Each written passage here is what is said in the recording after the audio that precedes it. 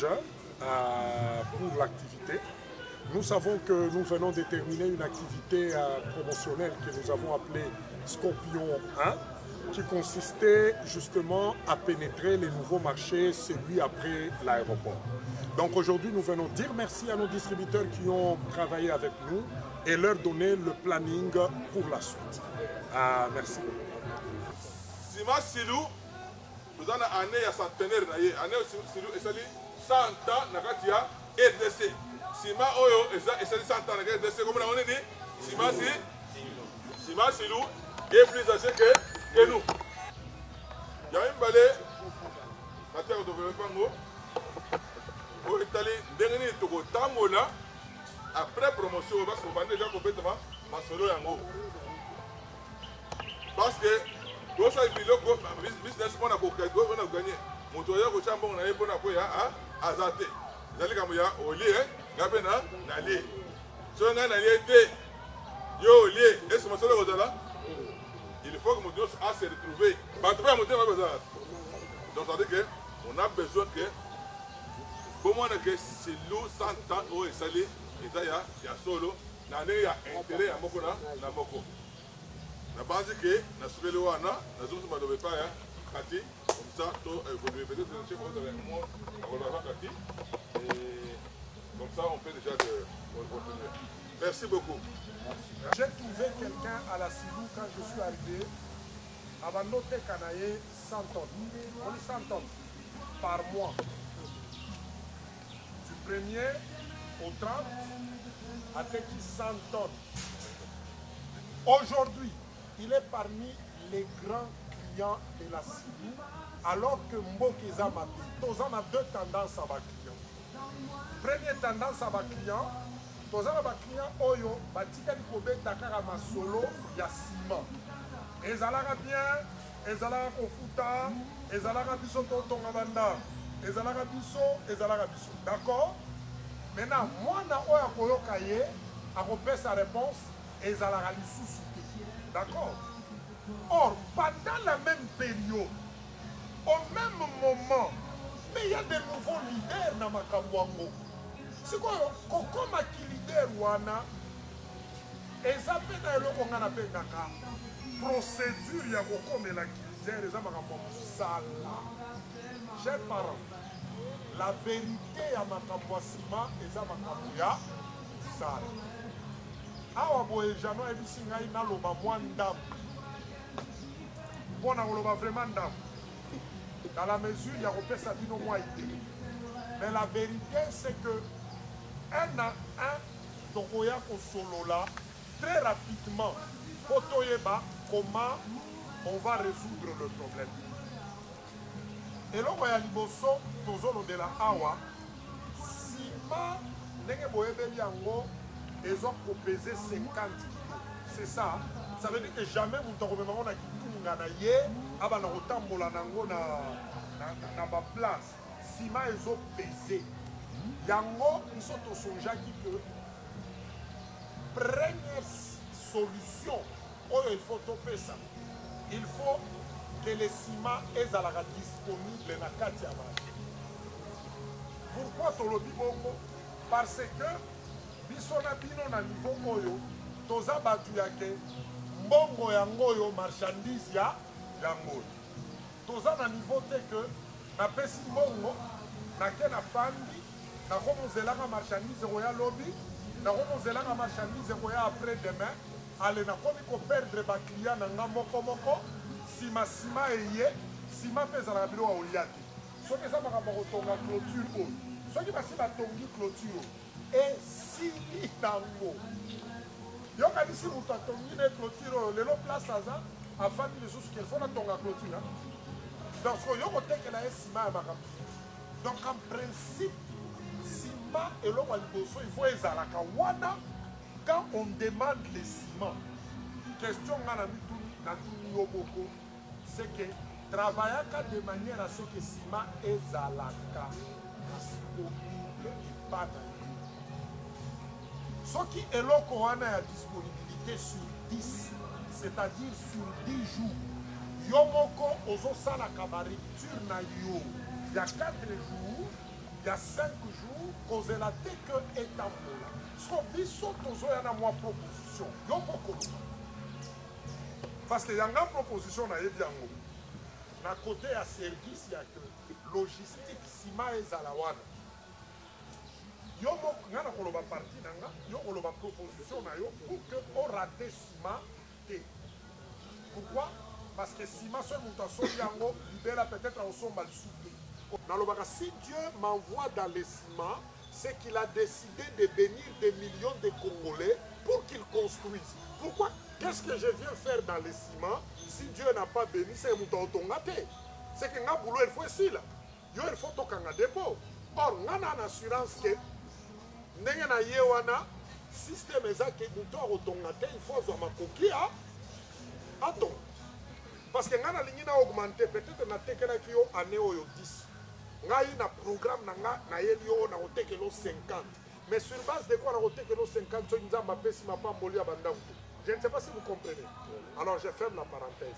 Proposition onga na pesi pour na sima ezalaka toluki mutu oyo aza na mituka na ye. Achaka mituka na ye en avant la semaine. C'est pas je me fais comprendre. Le lundi, Batinelio déjà message que le lundi one 5 véhicules disponibles. Yo siko Batinelio en avant. C'est pas je me fais comprendre. Un yo pesi commande. Na 5 véhicules on a reçoit 100. Na 5 véhicules on a reçoit 200. Na 5 véhicules on a reçoit 300. Tozo yeba yango parce que si il faut utaluka la eyat. Et loko zo zanga kabiso tozo perdraka eza mwa eloko wana ya kozanga koyeba besoin na yo kozala nango eza combien opesi estimation non olobi peut-être que nakoki kobakisa mwa 5 to nakoki kozanga mwa 5 sac ntango ozotinda ngo wana nga na omona ngo direct monsieur Ali notre directeur azomona mpe yango c'est pas je me fais comprendre bato oyo bamemaka bakomi na problème po soki amoni yango pression échangée c'est pas ce que vous comprendre. Autant que vous lukaka au senga au commandé, mutamon na kango azati. Au risque oya ko kanga silou problème alors que yo omi adressé bien té, au comprendre. En ce moment là on a un problème pour résoudre le problème na yo. Tant que zo kita ya zo monango direct na téléphone na plateforme na e, amoni Maman Esther a outil pour commander 200 sacs, mais à quelle date que va livrer lundi, mardi? C'est pas je me fais comprendre. Mais il va livrer lundi, mardi. Namonyango, wana biso torobanda pression. Tu as dit que papa, il va falloir qu'il Vous comprenez? Wana premier avantage. Deuxième avantage, il y a ceux qui n'ont pas yango et qu'on commis yango na plateforme na yo wana. Deuxième avantage, c'est que transport wana tokoluke lango ekokoma facile.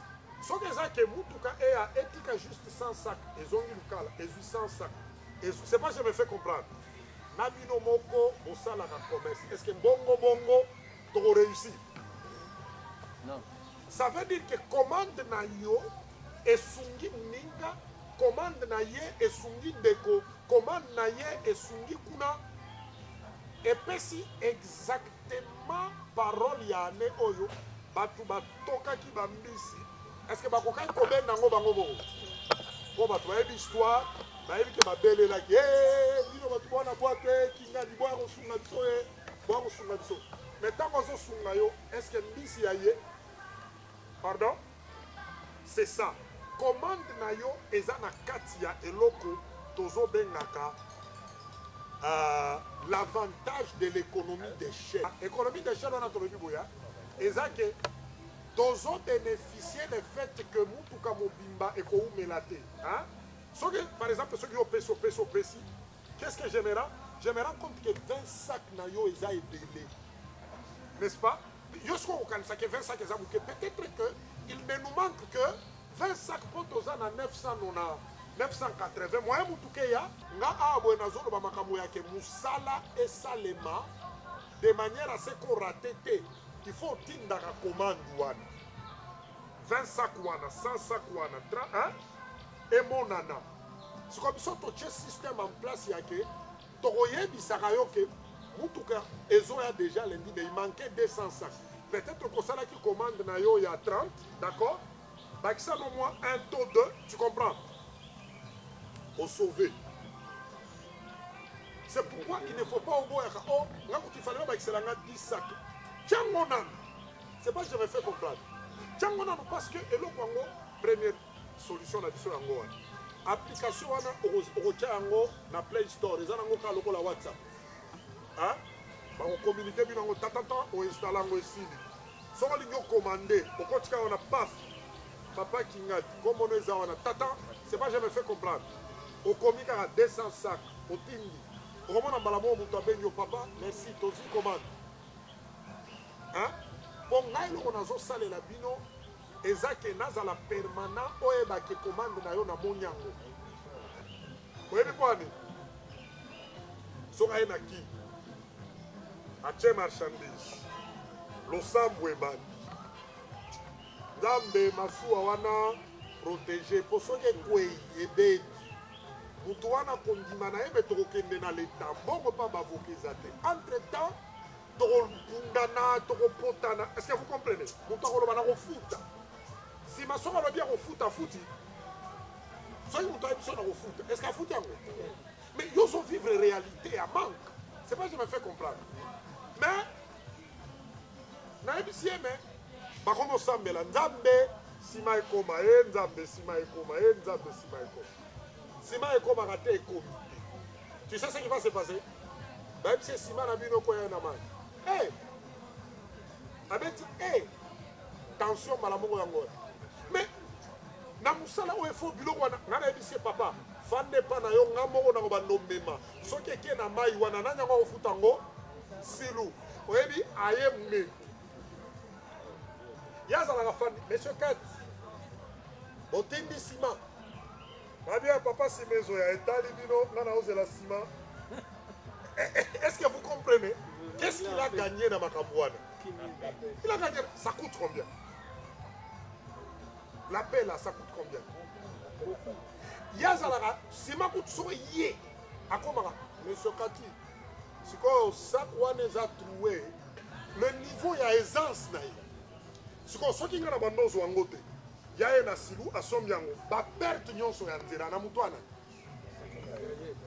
nsima komoloba ono nsima ezofuta te mosala eza bien te so tosouffrir me nalobi papa yo moko ochoisiraka kosouffrir ochoisir ozwa basima na nkombo na yo baperte na nkombo na yo badeshire na nkombo na yo ya ye kotikela biso na façon nini oubien akomi lokola ya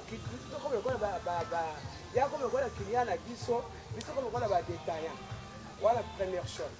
Mosala silu akotekela biso na façon nini silu ye moko azali monoro ake na carrière abimisi aye nango libanda anyiki atie na basaka mena otambolisi na balabala eyokosomba epai na ye na $8.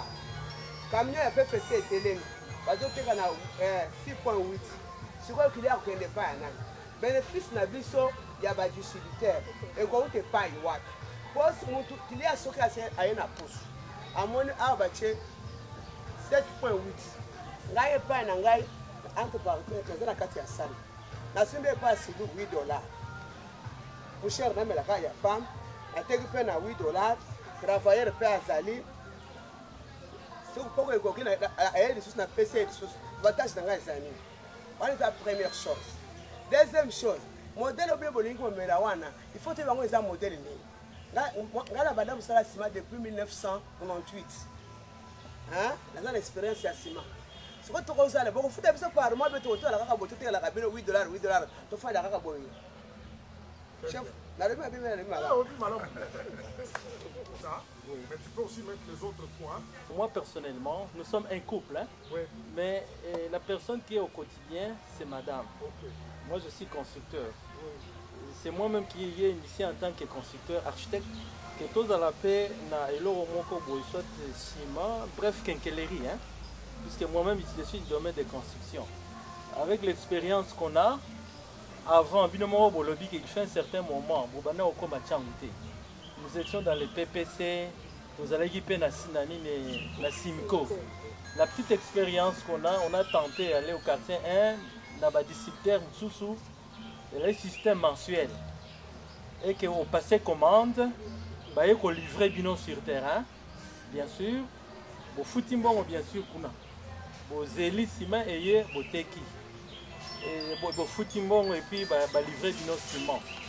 Et maintenant, pour eux, ce qu'on avait trouvé un peu bizarre, on a été sur politique des endémies pour contourner un peu ce que nous avons, puisqu'on n'est plus là. On se rend compte que le prix qu'on paye sa biseau, il y a ciment. Et elle est plus cher par rapport à autre côté que la surplace. Alors finalement, tu as bénéfice, pourcentage à la fin du mois. On vous dit voilà, il faut vendre autant. Mais on se rend compte que par mois, vous êtes par exemple dans les 2000, 1500 sacs par mois. Et par avance, vous voyez, ça binoté que on peut 10%, 8% ou 7%. C'est seulement la livraison vient vous surprendre que non, écoutez, tout est qui bien été. Tu peux faire un pourcentage à 7%. Jour moussous au 8%, au jour 10%. Bref, vraiment pour nous qui sommes un peu intellectuels, on avait vu vraiment que ce n'est pas intéressant. Il faudrait un principe. C'est-à-dire quand on fait des efforts, tu as vu par exemple au Kangami, puisque à la fin du mois on aura autant. Mais tantôt on s'informer, on nous avait dit 10%. Mais la réalité sur terrain est comme tantôt 8%, tantôt 7%, et ça qui m'a monté, tout c'est là qui n'a yangoti. Aussi, on coupe sa commande. On paie si commande, on vous dit on livrer bino tel jour. Et comme à Moukolango, et comme une explication. Oh non, écoutez, il y a ceci, cela, tout. Vous comprenez? Dans l'entretemps sur terrain, dépôt est à vide. Les clients, ils ciment. Et comme air moko boye pour ne pas obéir ses clientèles, ok, pas voisin. Livrer dans nos clients au bâtiment autant. Voisin paye. Sur la zone ciment, il y a comme problème. Alors, je voudrais, du côté Wana, si telle est aussi l'idée que vous avez pour nous aider dans ce sens, pour améliorer. Ça, c'est de 1. De 2, son lobby marketing au bout de ça dernièrement. Bon, en tout cas, je vous encourage, je vous dis sincèrement merci. Et aussi, la personne qui a conçu ça, Zalek Maye les Makas. Vraiment, je vous dis merci. Désormais, je suis dans les signaux. Alors, na bêti fabrique nangai, je n'ai enregistré aucune casse dans le ciment. Bon, c'est tout ce que j'avais à dire pour le moment. Merci beaucoup, papa. Juste quand il a dit à Simon Pierre, jette de ce côté droit, Pierre lui a répondu, puisque c'est sur votre ordre, je le fais. C'est-à-dire qu'il avait confiance, il avait la foi. Ce qui est l'autre Sangani Boye, vous avez la confiance, vous avez la foi, puisque Simon toujours mon âme. Vous avez la foi, vous avez la foi, peut-être dans Zambie, malgré que toujours mon âme. Mais puisque toujours mon Simon, j'assure que Simon est pour moi. Mais dans la transaction, nous surtout, partenaire, ces derniers temps, on a besoin de battre. Il faut tout ça dans ma campagne, gagnant. Dans tout ce que vous avez dit ici, ma transaction, c'est à prix. Vous allez nous vendre à quel prix? Nous pouvons vendre à quel prix? Transport compris. Au épinglé que tu vends en ligne. C'est-à-dire que tu as la vente na lobino, vous avez besoin de 50 sacs, à côté en ligne. Peut-être vous pouvez me fournir dans 2 jours, dans un jour, c'est à vous de voir. Dans le baki mouké groupage, c'est-à-dire que vous avez 50 sacs, donc vous avez moins belé, mais vous avez besoin de remorque. Alors, maintenant, maman Kuna, puisque sur Nyangonga Oyo, maintenant, ba mesanisi biso muke. Na, oteki, malgré et bon, mbonge, okoko mwana, na zo épinglé papa muke, bayoko futa yo, oyo ekomonana wana. Aza mpe tosalaka mpe bachantier ye na bato na ye nyonso wana ye aebuzaka bango tosomba na nsima silu ndenge mpe toye aza mpe na mposa mpe ke bomoyebisa biso soki mpo tofungola mpe badepo tokoki kosala ndenge nini tozali mpona silu silu azali mpona biso soki silu ekufi balandaki sentima ya bamindele mondele aza na prix na ye soki batali na nsima ndeko ya directeur aza na prix na ye eza bongo te soki bobengisi biso ezalaki poke tobongisa makambo totravaye malamu bonga na yebi ke teke silu nsima nini ekoki koleka silu depuis tobanda depuis 1929 nde silu ebanda etonga biloko ndenge na ndenge etonga bastade banini biloko ebele eloko ezali marketing ezali na sentiment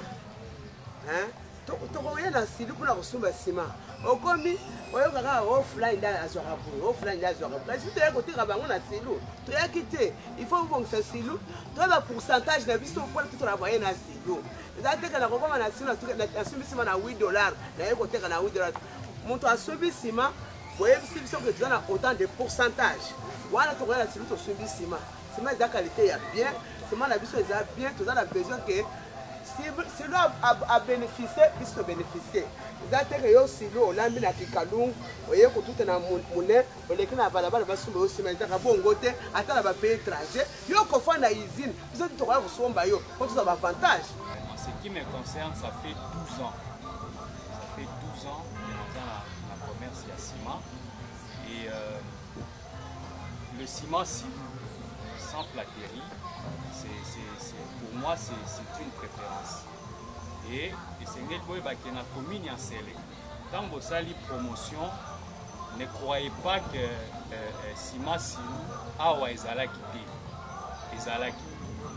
La commune en scellé, on a la bandit dépôt en mars 2020. Et je dois vous dire que le ciment que j'ai vendu là-bas, ceux qui n'arrivent côté qu'à 1000 sacs, il y a ciment à dépôt dans Gawana. Donc je peux vous dire que 800 sacs les a ciment.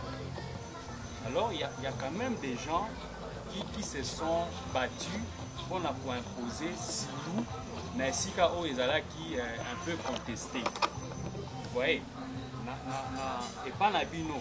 Pour moi, ce n'était pas une surprise, ils allaient faire événementer. Ce n'était pas quelque chose de nouveau parce que Ndanaki déjà, il y a un Silou côté Kayamo. Mais en soi, Silou, ils ont Sima Moko, Oyoboué, Congolais. Vous voyez, donc moi je crois nous sommes disposés. Nous sommes entre vos mains. Ces questions. C'est que tout le monde retrouver intérêt na biso na makambo. Na kosenga na bino ba voie autorisée ya Silou au sala qui est disponibilité ya produit ezala à tout moment, c'est ezala régulier, ezala maintenu quoi. Disponibilité et le quoi est très très nécessaire. Mituka ya Silou il faut le kaka na yebité na ko pesa bino rotation te bo étudier de sorte que ndenge toujours mon PPC azoleka à tout moment on a besoin c'est pour client ayebaka tenter au mona babengi yo papa a ba 805 105 wana na revendre na mbongo te je dois sortir na ko benga ndenge bozana système ko benga intel dit na zana besoin 105 disponibilité sur les alliés pour se maintenir dans le terrain. Ngai na zote ka PPC so na pesi obelema ya vente pa nanga okoseka. Moi na ngao ya tekaka to sola na WhatsApp. C'est-à-dire okoseka azosa lokola équipe mi balezo beta. Papa, mais PPC azopola wa mabe. Donc azosa la moi ba fantaisie mo ezo seksanga place nazali. Na bi mais Silou meneba PPC na ndenge ya mabebo. Donc vous avez encore la chance. Il y a biso de kol na tango Silou. Tala âge na ngai. To kol na tango Silou to yeba ba PPCT. Mais PPC a une place pour Nani. Peut-être que nous pouvons étudier pourquoi PPC a une place. Et PPC, je sais que, sans vous mentir, à son adversaire. L'Herbine va monter ma stratégie. Il n'y a pas de monter Yamakas. Ça, il faut voir.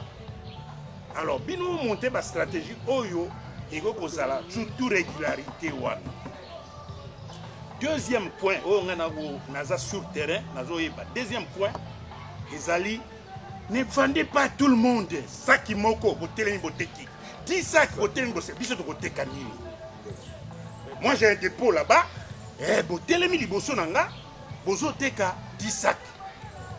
Il faut déterminer, il faut limiter.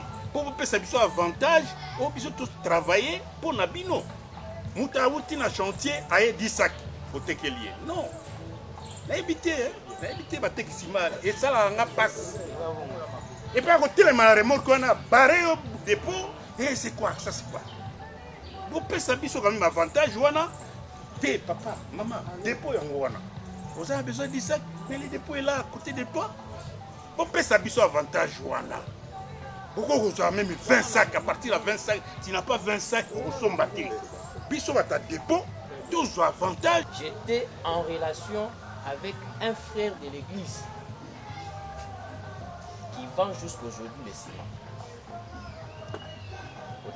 Kotangisa, na monique avantage na kotangisa wana, ezala quitté, créer même un problème malade na santé. Alors on a décidé qui finalement pour arrêter l'activité wana. Abingana okenanga su kotangisa te. Mais j'ai créé une activité parallèle et kokai kosalisa ngai na pesa nazala kaka na enseignement mais pour que na su kotangisa na école te. C'est quand on a créé activité wana nde na ye kokutana na frère. Aibisinga lobi frère. Tu peux entrer dans ce domaine de ciment. Voilà. Comme côté canaille ciment. On dit côté ciment, il faut trouver les clients, on n'y va pas dépôt, tout ça. Comme ça, toi, tu vas avoir les fiscs aériens. C'est à partir de ça, il y en a qui pour constituer un petit capital, il y en a qui pour faire un dépôt dans le ciment. Et puis, ensuite, on a moni si pour le lenge ciment zalaki côté kama parce qu'à l'époque, on a côté kaka ciment. On a moni le lenge ciment zoté kama. En tout cas, j'ai été content et j'ai dit en tout cas, ah on est dans ça la mambo. Na koki ko se retrouver awa. Na chaki dépôt na nga na ciment de manière na côté kapi na ngai na sai ko tala batute. Na ye na tie ciment na ngai c'est autant. Et ce qui m'employait, j'ai cherché de toutes les manières à convaincre à son bassin. Et puis, Nazaré côté Kabassima, par mois, il me sous 800 sacs, par mois, il me sous 700 sacs. Alors que Simco, PPC, Azaki n'a marché. Alors, la Teka qui Sima n'a pas.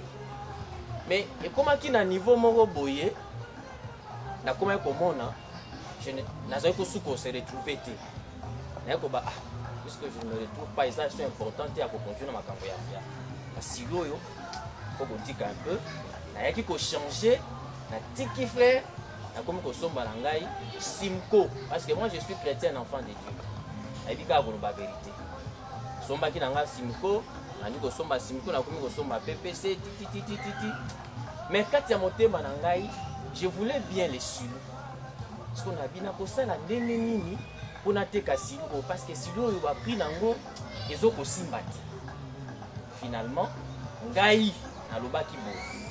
Na côté ka domaine ya ciment quel que soit au beba na yango, quel que soit le lengo ils ont présenté biso le pour la réalité, en tout cas moi je veux faire ma carrière na ciment.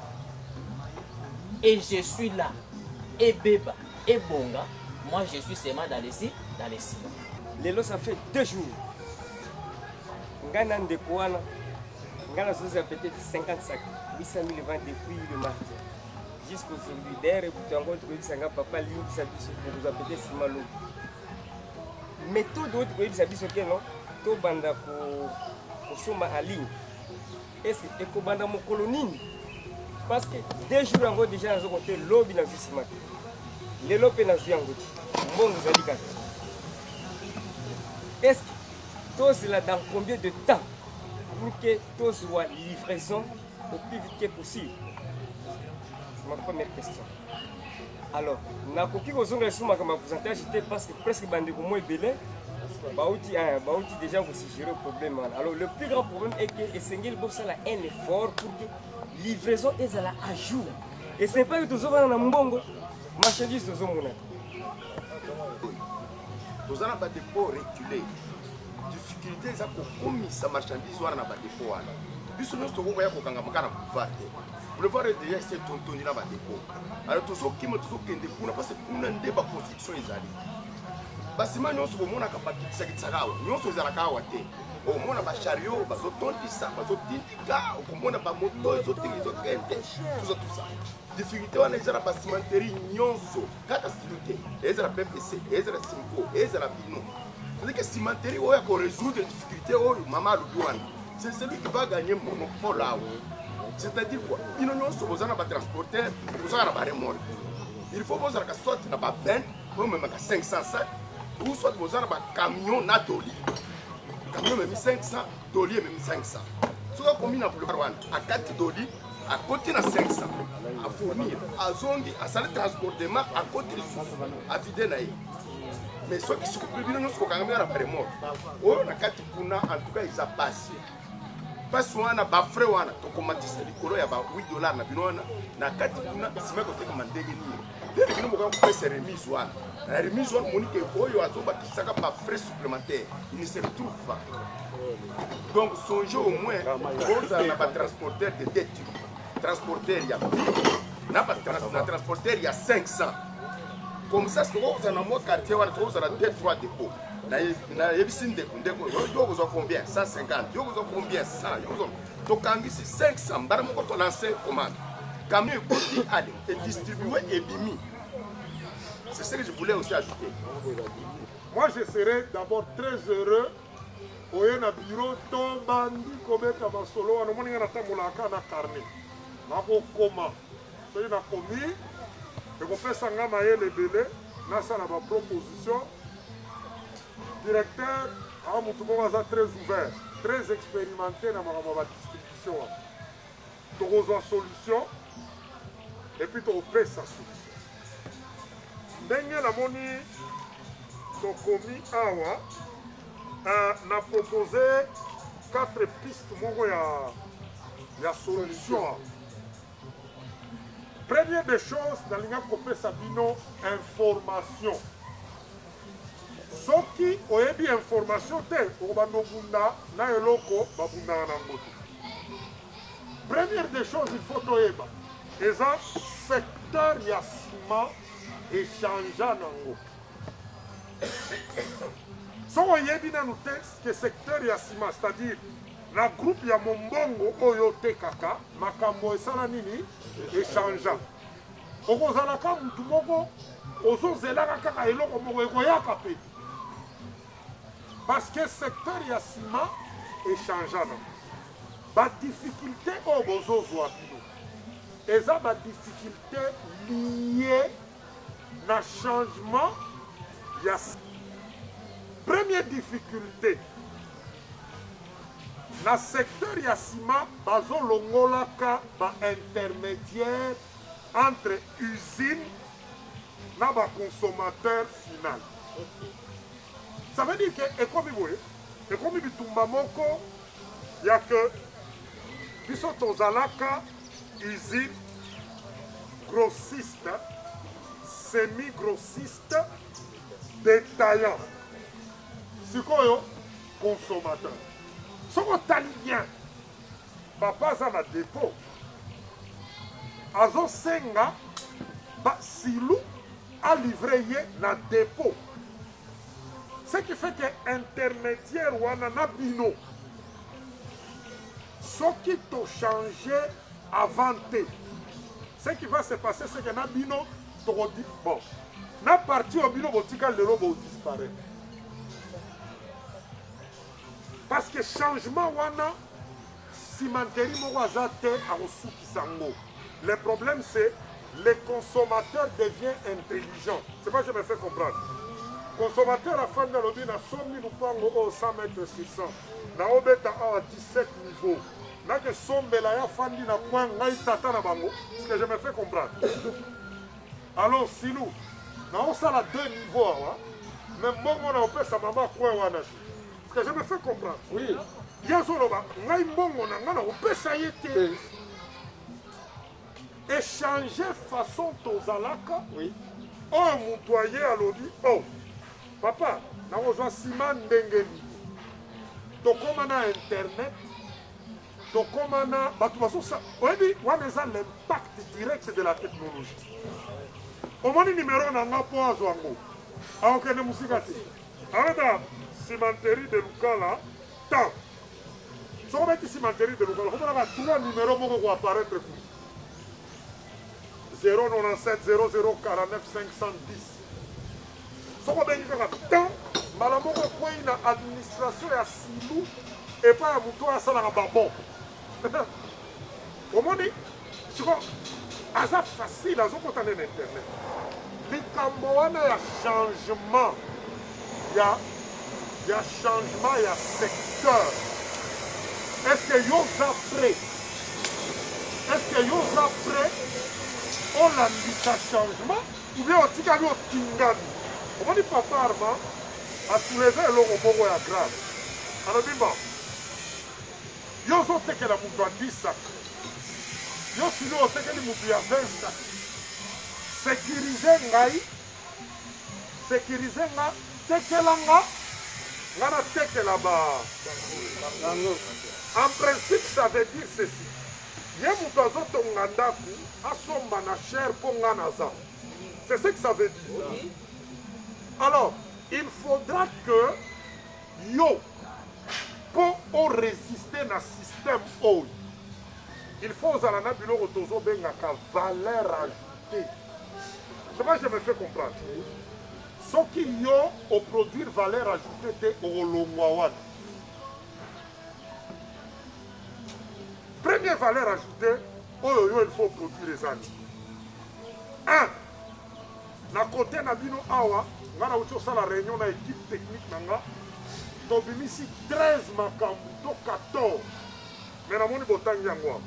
Nga na kopesa réponse ka na oyo bino bopesi mosusu, na kopesa moko mosusu. Valeur ajoutée na yo nde kosala ke omi maintenir. Première valeur ajoutée. Papa Lazare alobi, omoni nsima nyonso bokitsaka awa bozobundana nango awa. Ebele ekotaka wapi? Mais soki basimenteri tout basouete batikala na nzela bolamu ya banani. En principe soki otali bien bolamu il faut ezala ya bino. Parce que ntango ozopesa nga mayele olobi bon kota na kati, tu sais ce qui va arriver. Ce qui va arriver est simple. La cimenterie de Lukala va mettre 550 véhicules à cet endroit. Je donne un exemple. Dans on a 550 véhicules. Fais seulement un petit calcul. Ce qui a décidé, parce que bon, on a mis dans une solution. On a 400 véhicules. J'appelle Iveco. Yo dédouaner. Moi, je ne veux pas dédouaner. Non, même à Iveco. Iveco, 14 ben, il y a 50-50.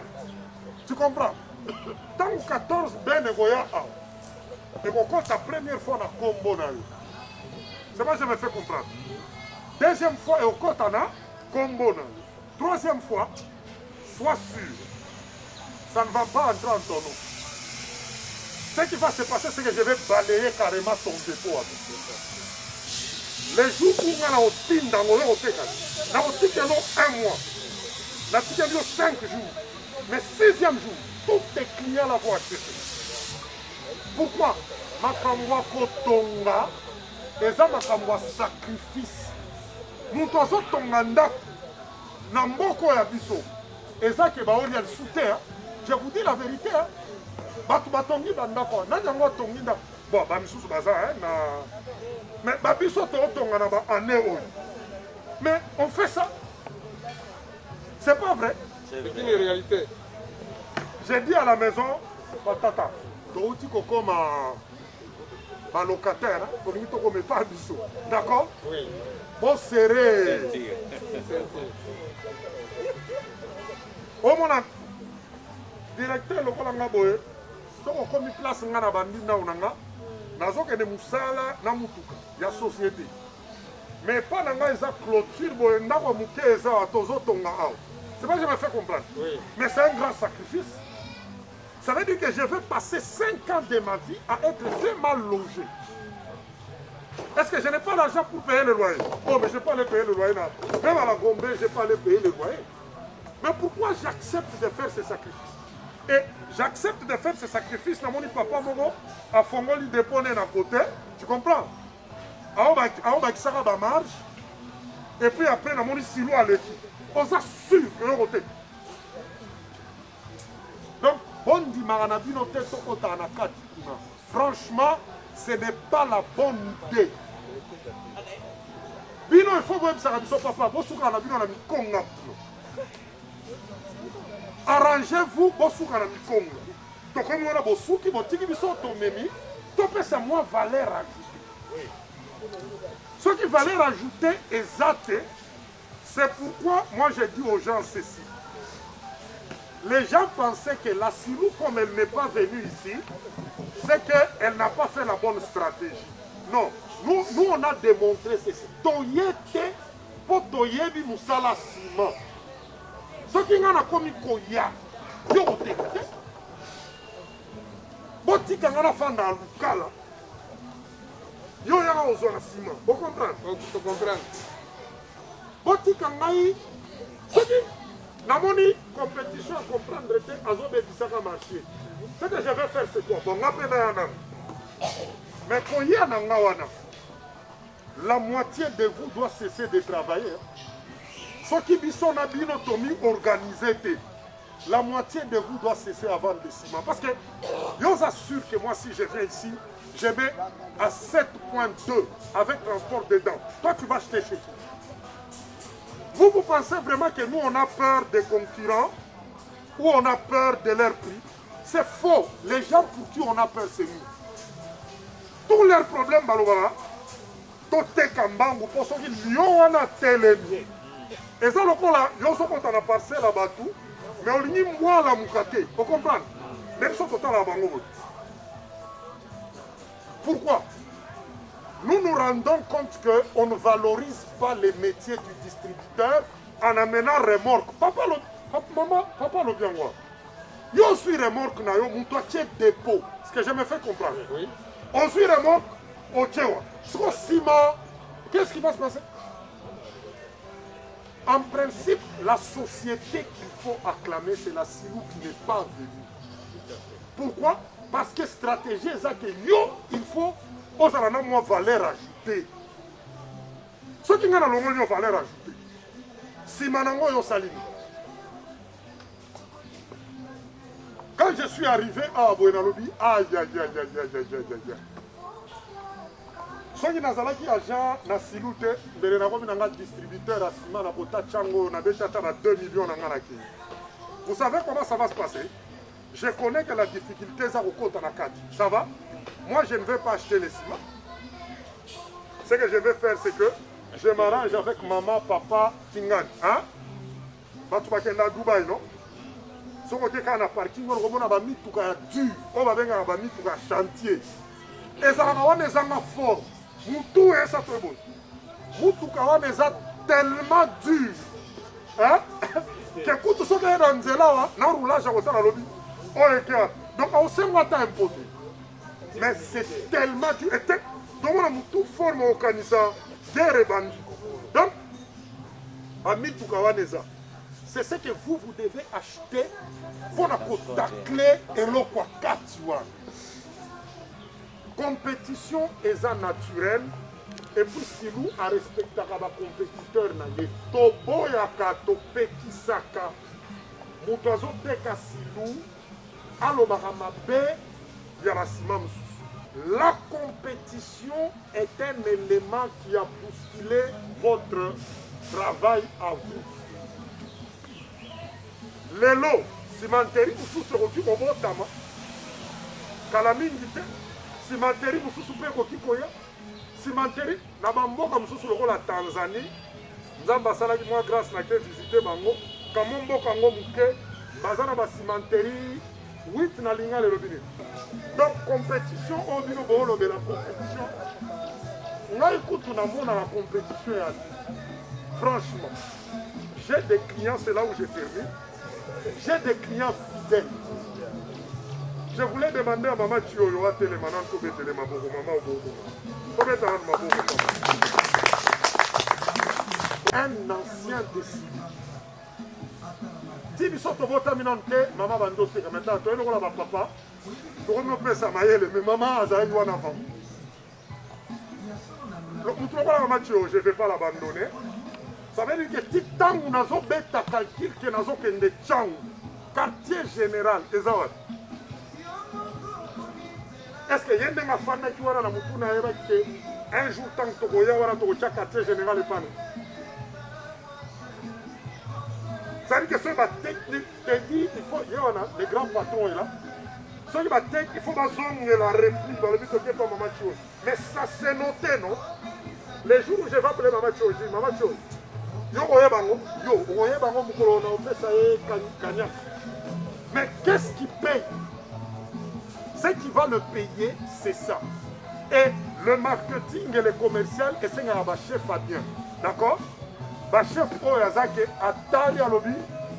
Maman, on a mon système, on a bandé pas naï. Tant que tu es occupé par Badara, maman, Azala il a l'embi dans marché. Et comme Zande, Asale là-bas. Bon, Batongo Bangoye. Asale là-bas, on a toujours. Vous voyez? J'ai un papa aujourd'hui, maman est bien. Aujourd'hui, il a plus de 84 ans. Basomba Kakaka chaque mois à 20 tonnes. Papa, on a commis le colo.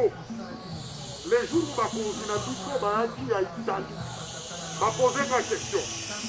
Quel est le vieux client qui reste permanent, Mikolo? Na maman bango papa mabou. Na maman bango papa mabou dans le but les clients fidèles mais qui a pris de l'âge. Papa, à mon ami toye pas naé, quand tala toi mindele naka na 2 noirs. Donc on peut ça une médaille naé à félicitations. Papa la vie valingo ça la palpitation. Je pense que Silou au Yébié, il y a des mamans qui sont là depuis des années. Moi, quand on a commencé l'activité, je suis allé même chez eux. Mais c'est un peu plus de moi. Hein. Les jours qu'on a commencé l'activité, les premiers jours, oui, je vous avais madame. Je vous avais acheté. Oui, tu avais pris, je pense, 100 sacs. On est venu pas pour reculer. Hein. Donc, ça, vous devez être rassurés. Nous ne sommes pas venus pour reculer. Nous avons notre plan, nous avons notre stratégie. Cette stratégie-là vous intègre dedans. Parce qu'en fait, la stratégie, elle est constituée des hommes, elle est constituée aussi des ressources. Hein. Il y a tout dedans. Je pense qu'on va rentrer ensemble avec notre équipe et on va revenir. Ça sera peut-être plus dans un cadre comme ça. Ça sera individuellement. On va passer, on va mettre en place tout. Mais très bientôt, hein, je pense la semaine prochaine. La semaine prochaine déjà, on viendra vers vous, chacun individuellement. Ok? Pour passer les messages, pour voir comment on va travailler, pour que nous puissions constituer cette équipe. Cette équipe que j'aimerais vraiment qu'elle porte le même nom, hein, de telle sorte que nous puissions aller différemment. Parce que Silou est là, il restera toujours. Parce que vous voyez bien que de toutes les compagnies ici, Silou, ce n'est pas seulement le Congo. Hein. Silou est partout dans le monde. Nous faisons partie d'un grand groupe qu'on appelle Heidelberg. Donc, on va vous soutenir, on va travailler ensemble. Et voilà, c'est tout ce que je peux dire. Merci beaucoup pour tout. Et voilà, c'est tout ce que je peux dire. Hein. Okay. Merci beaucoup. Katia a tout dit. Est-ce que vous avez déjà calendrier Moro? Ouais. Mais ya kobanda déjà atielaka bino yango.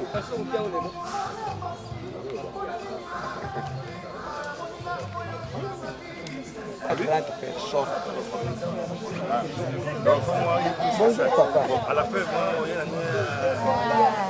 La livraison en consommant pas problème. Donc, il faut faire quelques heures, c'est juste dans quelques heures.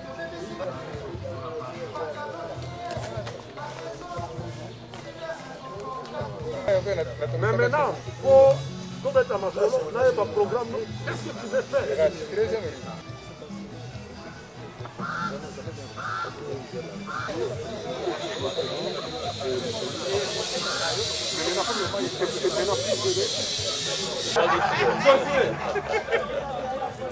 Mais on est vraiment très content. Et la journée est très bien passée. Mathieu a parlé, moi j'ai parlé. Nous assurons que nous devons être un bloc. Bomoko. Pour votre bien et pour notre bien.